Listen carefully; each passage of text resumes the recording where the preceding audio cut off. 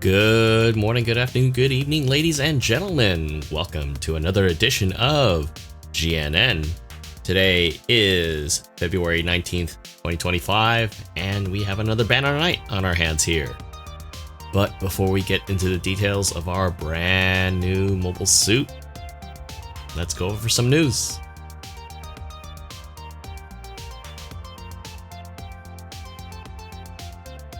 Alright, ladies and gentlemen, we have a triple header on our hands here, but before we get into the full details of our main event as well, we have a celebration achieving 6 million downloads of Gundam Battle Operation 2. I'm assuming this is related to console, could be Steam as well, hard to say, but definitely congratulations so far. That's a pretty big achievement considering this game has been around since 2018.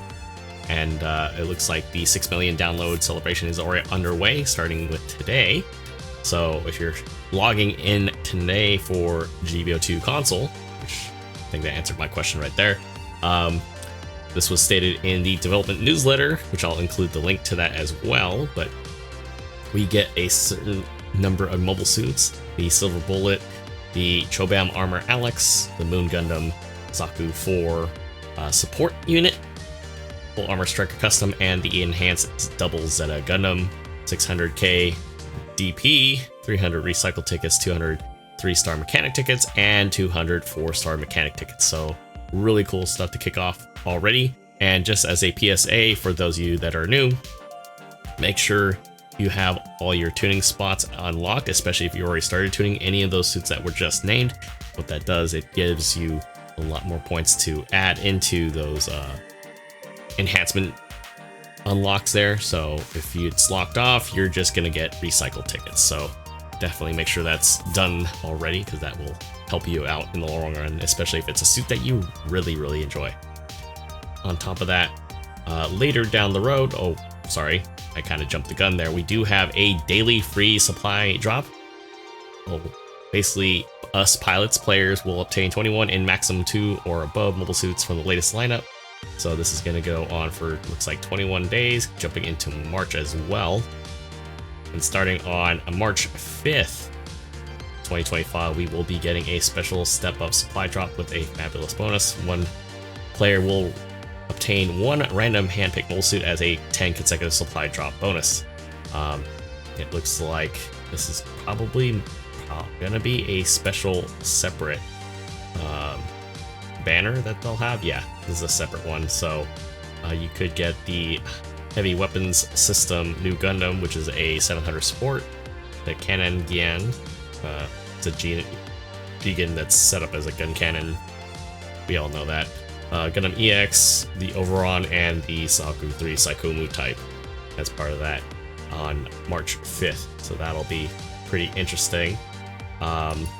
For jumping back on that daily free drop, that'll be all the way till March 11th at the turn of daily. So make sure you log in, get your free pulls in, because once they're gone, they're gone. Alright, so on top of that, we do have a special recon team promotion going on. So if you're doing your dailies, your AB rooms, your quick matches, the recon team container binding rate is 100%. And then basically if you found 3 bronze containers, I believe, in a row or at any given time, either a silver, gold, or platinum container is guaranteed. So really cool stuff. You can get tokens, you can get suits, and recycle tickets and mechanic tickets. So really cool stuff. But yeah, we also have a special decoration for the 6 million downloads with all the little chibi style characters from the base there. Really cool stuff. So with that said, it's time to go back into... Dang, I thought they had a list here. Whoops. Alright, I guess we're gonna do this on the fly right now. Our main event is the refined Z'Gok from technically it's F91, F90 during the Oldsmobile Army shenanigans. So yeah, F90. This is a 3-star 600 cost raid unit, which Unfortunately, I was not lucky in getting this, but maybe we'll down the line see if we can get it. Hoping for that secret benefactor to treat me out there. But it is a amphibious mole suit that the Mars Zeon Independence Army had developed based on the innovations of the Gyaradoga and was utilized in their push in invading Earth. So pretty neat stuff. It has heat claws instead of the iron nails that the old Zeonic based suit that was originally designed after used to have, so it's a lot more offensively potent, including the beam cannons and other shenanigans there. And if you are doing 10 pulls for that suit, you do get the chance to get not really a Ushanka, but very similar. It's equivalent, and then they have a special ID tag or dog tag you can wear. So really cool stuff. We do have a separate side banner. I did say triple header, so we do have a limited supply drop for the Gundam 7th. So this is a 500 cost native, so if you missed out on this suit when it was potent and around, this is your chance to get that again, as well as a chance to get the level 2 version, as well as the beam saber that's related to it. Luckily, it uses the same rifle as the 7th Gundam full armor, the native 600 support, I believe.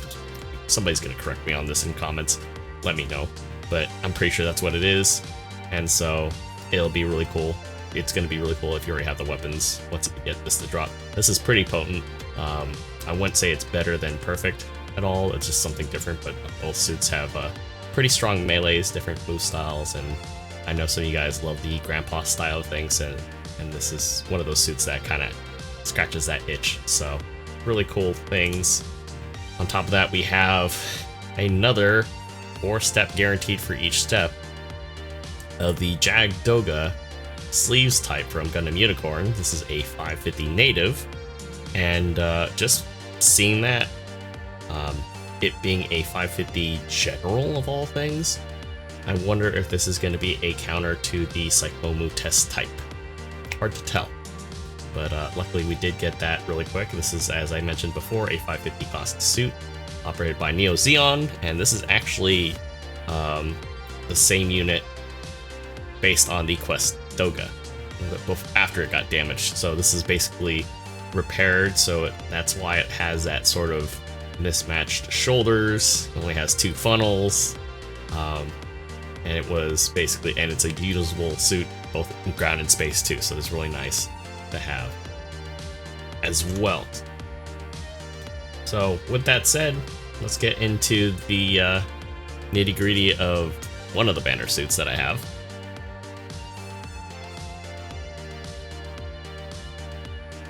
Alright folks, starting off with our main event, we have the refined Z'Gok here, sitting at 24k HP with heavy resistances in melee and beam, with a 20 in ballistic, which kind of is on the weaker side of things, but it does kind of give you a little bit of room to kind of play with when we do look at the custom part slots there.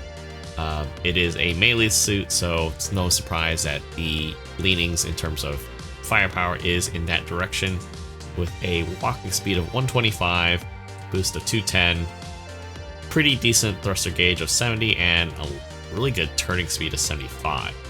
So going into the equipment, we have its beam cannon, which is ammo based, 16 shots, base power 700, good effective range of 350 meters with a 1/8 of a second cooldown time between shots and a 15-second reload time. Now, of course, the claws do heat up. 2800 power, 2-second heavy charge, and 2-second swings, so another raid to add to the mix there. You do have a beam shower type of aspect here. I'm guessing this is kind of the equivalent to Vulcans or cannons that have been seen with other Zeon suits.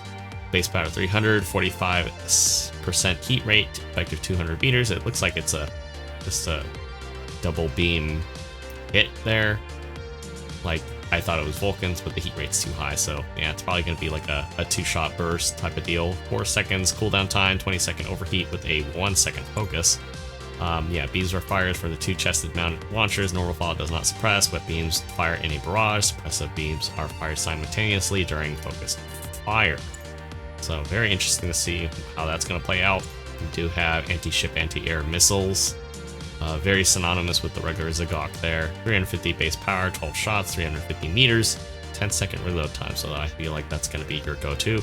And you do have the chain explosion version for area denial. So nothing I would say that's out of place, since we've seen that with the Ziza and a lot of other suits that have a similar mechanic.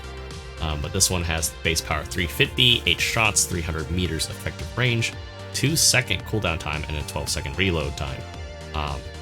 Going into the skills, everybody's favorite. Big shopping list of skills has MA3. We have the close combat program, so it takes reduced stagger or flinching when its melees are out. So this is going to be one of those suits that I think people that practically play this every day a lot more than I do, they'll probably pick up on that really quick. Force Injector 2, so that'll help out with the boost consumption. 3 swings as a heavy attack 2, and it ignores buffer damage reduction and pierces enemy shields. So you see this on the field, I know for a fact that people should be focusing on this. They need to. Anti-blast, which is not very surprising. I think any suit that gets into the thick of things like that needs to have some sort of anti-blast. You also have optimized cooling efficiency, which reduces initial consumption by 20% for high-speed movement and jumping. That's pretty substantial for this. Active Guard 3, which reduces damage taken by 80%. Interrupt Guard. Huh. Interesting. It takes it takes up more of your thruster consumption when you recover your melee and then hit the interrupt guard. So you might, I would say that's very situational, because it definitely puts a bigger burden on your thruster consumption when you're in active guard. Even though active guard 3 reduces a lot more damage, I don't know if it affects the thruster drain. Somebody will let me know, right? Right, guys? We also have a head buffer 4, since basically the main body is the head. And it has leg buffer 3s right off the bat, so pretty interesting so far. Aquatic mobile shooting. It'd be kind of weird to see this, not have that, but as that has aux power 2, so basically we got the Jurek Part 2 Electric Boogaloo with the aux power there. Man, yeah, that's going to be a pain in the butt. 600 is not going to be a lot of fun for some people, I can see that, especially if you're playing a support right now. Oh man, anti-air range aux program too. And yeah, so I feel like just seeing this might be a counter or answer to the Unit 2 Bilarent Custom. That's like literally the thing that comes to mind. Any of the Zeta units that are at 600, or pseudo Zeta units, anything that has that type of floating. But yeah, instantly I'm thinking Bilarent Custom Unit 2 when I'm thinking anti-air. Maybe even, although this is only specifically for a favorable category, so that's like literally the only thing that comes to mind, because it's able to stay away. I don't see anybody using the Zero Shiki 2, Unit 2, or even necessarily the Delta Gundam at 600, but you know, we'll see. But yeah, that's gonna be something scary to worry about with this suit, for sure. Alright, since we're on the same page here, no use in switching windows, we're down to the Jagdoga here. Like I said before, this is a native 550, but it goes all the way up to 700. This one here, if we get too far ahead, has a decent amount of resistances, beam and melee, which is pretty standard for anything that's above 500 and up. Has a lower beam ballistic resistance, which you might be able to address with parts. But I think it's relatively okay. It's not going to be bad, but it's definitely something to watch out for, especially if you're running into suits that have ballistic weaponry, or at least optional ballistic weaponry. This is a range suit, it looks like, or range leaning, because of the funnels and beam rifles that we've seen that I got to glimpse really quickly. With a little bit of melee power. I wouldn't say it's like completely lopsided, but it definitely does support more of that midline capability, more than likely. Now, if we're looking at the movement speed of the things, walk speed of 130, 215 top speed, thruster gauge of 65, which is not bad, you can build up on it, and a turning speed of 69. And considering how wide it is, I'd say that definitely helps out quite a bit, considering it takes up a lot of space and makes it a lot easier for the enemy to kind of just line up shots. So looking at custom part slots that it has, I would say it's pretty balanced. It's not too crazy, although it does kind of favor more of the medium to long range, which kind of works for what the suit focuses on, which is kind of that midline capability, because that is exactly what it looks like when we look at its weapons. It has a special version of the Commander Beam Rifle that we have with the Gyaradoga and even the Jagdoga quests. Now, of course, this has a 2.5 second charge time, which is probably one of the fastest beam rifles out there right now. I know for the longest time back in the day, the Alex beam rifle had a 3-second cooldown. This definitely takes the icing on the cake with 25 shots, base power 600, and an effective range of 350 meters with a second cooldown time between bursts. 12-second reload time is not too bad at all, so this is definitely something that I could see somebody dump on to somebody. Yeah, this is it focuses fire and it does a burst fire just like the Commander Beam Rifle. I don't know if the values are the same. I did not get to test this out, but I would say it's safe to assume that it's very similar to that. Now, of course, it does use the Heat Knife Beam Saber, just like both versions of the Jagdoga, the quests, and the GG Gun one. So you already have the weapons. That's one less of a jump that you have to worry about. 2800 base power, so it hits harder, even though it doesn't have a whole lot of melee power stock. I think it definitely does mitigate some of that damage loss there, especially with a lot of suits that are running anti-melee as well. Now, of course, jumping down into the sub-weapon category, it does have 3 missiles that you can throw out there. Base power of 550 with an effective range of 300 meters, 4.5 seconds cooldown time, and a 10-second reload time. This is definitely something that gets a good amount of build stagger going. I think it's about maybe 33%. I do know that it does scale up pretty well as far as like damage. If you do have power in that, with the amount of parts that you throw in there, you can probably squeeze in a lot of damage out of that very quickly. 10 seconds is not too long in terms of like waiting for it to reload, essentially. Yeah, definitely really quick to throw that out there. Really nice. We do have the Sturmfaust's 5.5 second reload time. That is absolutely crazy when you compare it to the likes of like the Gyaradoga and everything else, and it has a base power of 1200, so easy 2400 base power between individual shots and an effective range of 200. So this is definitely a nice follow-up to things. This will screw things up very quickly, I feel like. And then yeah, so 5.5 seconds, very quick. You do have a lock-on, base power 200, instant overheat with an effective range of 250, 12-second overheat, so this is great for corners. But yeah, seeing as you only have 2 bundles, I feel like this is meant to kind of just throw out there and then switch to something else and follow up while you're, you know, building stun and everything. Really cool stuff. We do have a pursuit mode, 25% heat rate, 250 base power, a little bit stronger, less range, half a second cooldown time, and 20-second overheat, so that's pretty cool. Alright, let's jump into the shopping list of skills. We have some usual suspects here. It has a double roll in this case. Flight Control 2, has MBAC 2, MA1, or Maneuver Armor 1, Force Injector 2, which will definitely help out with how large this thing is. 2-hit swing, has observational data link, so definitely people that are playing 550, I think this is going to be a pretty decent suit that allows you to kind of do pseudo support things, but especially if you're running a composition of all gens and a raid in a sort of close quarter combat type of situation, I think this is definitely nice to have, especially to get that leg up on who's low and who's still fresh. It does have anti-stealth 1, so it'll definitely help out, weed out some weaker stealth things. It won't weed out a pixie, unfortunately. Would be nice, but no on that one there. Level 2 buffers on its shoulders, and it has leg buffer 2s as well.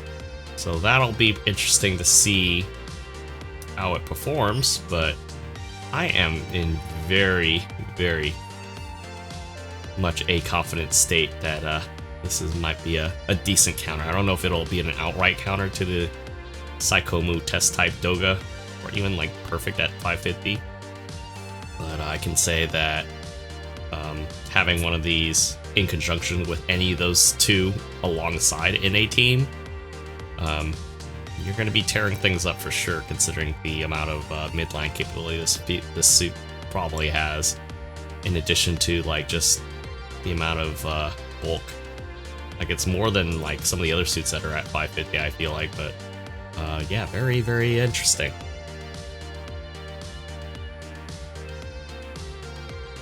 Alright folks, with that said, that concludes tonight's recap of our banner coverage for Gundam Battle Operation 2. Let me know what you guys think about the new suits that are coming out between the level 2 G07, the refined Z'Gok, and our lovely guest here, as you can see, the Jag Doga sleeves type version. A lot of different things that are on the market right now as far as what to throw in your hanger. I can tell you for a fact that the 550 Jag Doga is an easy thing that I can pick up on if you've been saving tokens. I would say, since you guaranteed for a regular 10 pull, definitely something worth throwing into your hanger just from what I've seen. But I want to know what you guys think if you encountered any of those on the field, what your strategies are, if it's a pain in the butt. I know the new main event is going to be a pain, so that's it for now. And till next time, guys, I will catch you guys all on the next video. Take care.